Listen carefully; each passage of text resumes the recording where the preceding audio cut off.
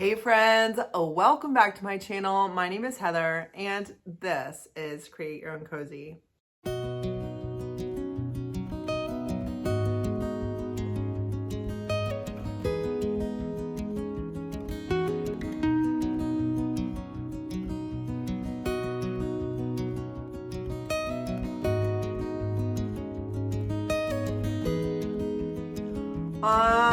This week's video is going to be a little different. First of all, I have sold a number of pieces in the back of my big booth, and it is time to get some medium-sized furniture pieces in there. And then secondly, this week has been a little crazy as far as scheduled things for the kiddos. We've had a Scouts crossover ceremony, a choral, an honors choral concert in the evening. We had early release on Friday and the kids are out of school today for teacher conferences. And it's just been, it's only the first week of March and it has been full of dance classes and all those things. So this week I upcycled a desk that was left for trash. And I'm really excited about the restoration of this piece.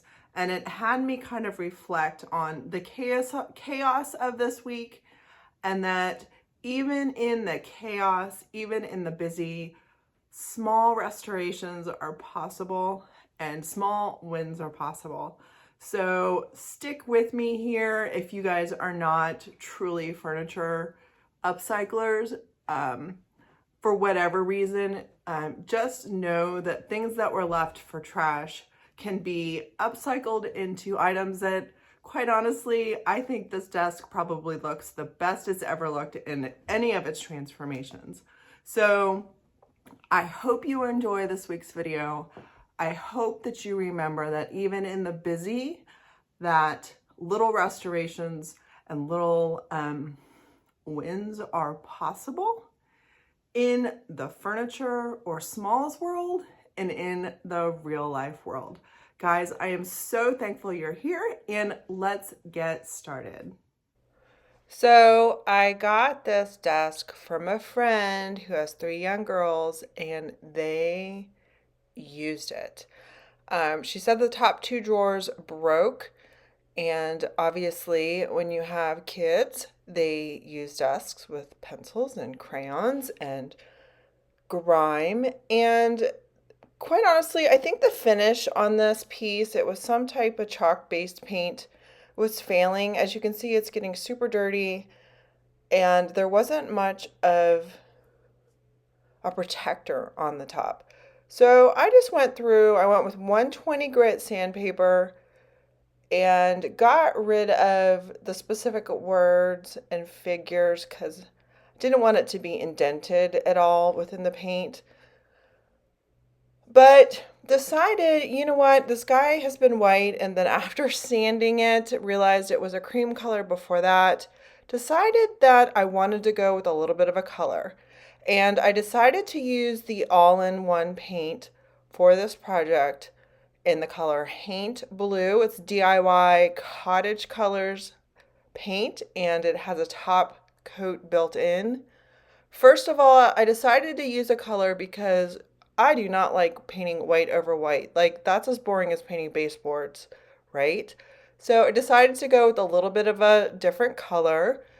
And the top coat already being built in was just so I didn't have to do as many coats.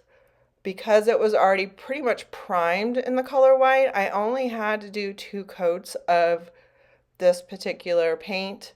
No top coat necessary. And then on the very top of the desk, I ended up doing 3 coats because obviously that is something that is used a lot more and it needs a little bit of extra protection. So I went out, did the 2 coats of this paint. Sorry for the camera work. I was out in the garage on a beautiful day and forgot my tripod, so I was using my other hand when I was doing my shots. But you can see I'm just trying to keep the brush marks in the same direction There was a lot of brush marks still on there from the prior paint jobs. So I knew this wasn't going to be a precious and perfectly painted piece. It was already super used and super worn down. So I decided rustic looking is the way that I'm going. So I had used these particular IOD transfers back when I did my piece of furniture for my booth to house my DIY paint as a display cabinet. And basically, since this already has a top coat in it, the transfer can be put directly on it. If you were using a clay-based or a chalk-based paint, you just need to make sure you seal it, because this particular transfer has a lot of different designs on it, and it does take a little bit of extra. It's not as simple as, like one big picture, because it's a bunch of little intricate designs. But it was a little therapeutic, of course. Just rubbed those transfers in and then made sure I burnished them. These were kind of piecemealed together from scraps that I had, and just trying to make sure that the pattern kind of went together. It wasn't a perfect match, but it still worked for me.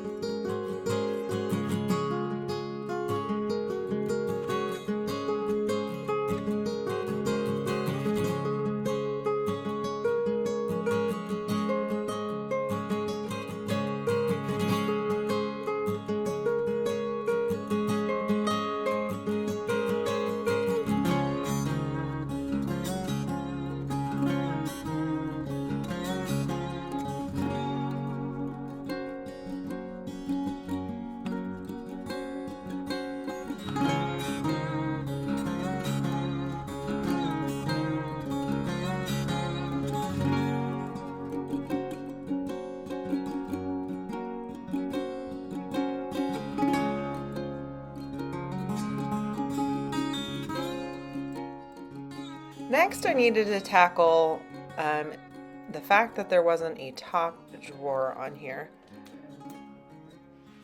When my friend was using it, she said that they did a makeshift shelf and put some baskets that fit perfectly in here. So I was thinking that I would just use this really thin board that is stainable. And this one I had pre-cut was just a little bit too thin, and I was trying to measure out how wide I needed it to be.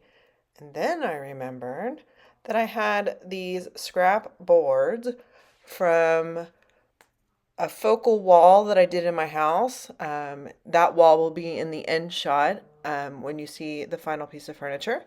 So I decided to cut these down, and then the great thing is I already had a stain to match this particular wood, so that the fresh cuts on the end, I could just stain that and it would look like I did not just cut it. So I ended up using wood glue and put it on both sides of this wood.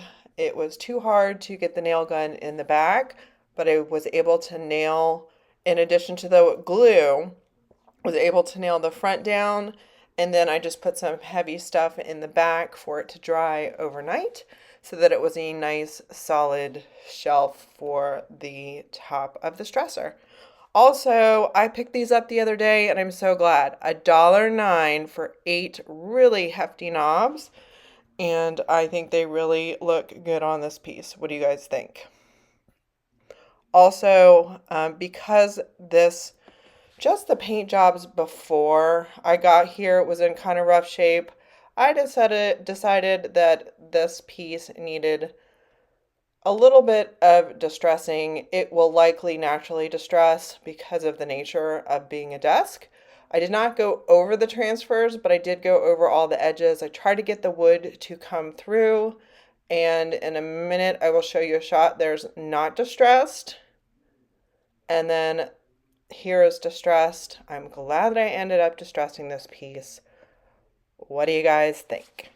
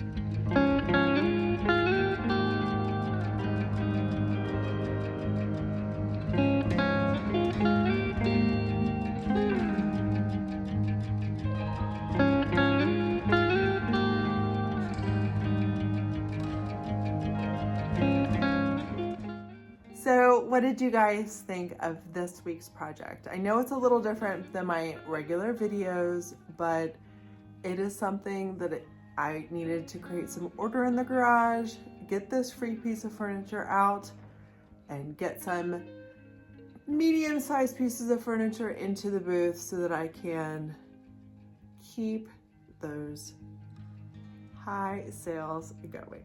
So let me know in the comments below if this is something that you would consider.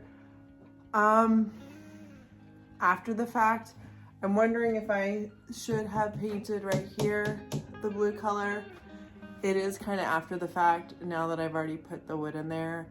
I am just gonna assume that someone's gonna find some type of a basket or fill that up and it won't be a problem, but maybe that should have been the same color as the outside. You know, you live and you learn. So guys, thank you so much for joining me. If you enjoyed this video, I would love it if you would give me a thumbs up. Let me know in the comments below if this is something that you would be interested in to try.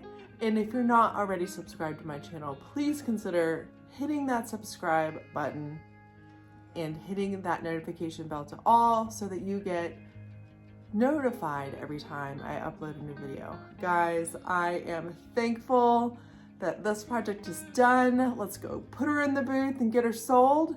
Until next time, I will see you guys in the next video. Bye. No, I didn't. Stop it, Henry. It's so cute.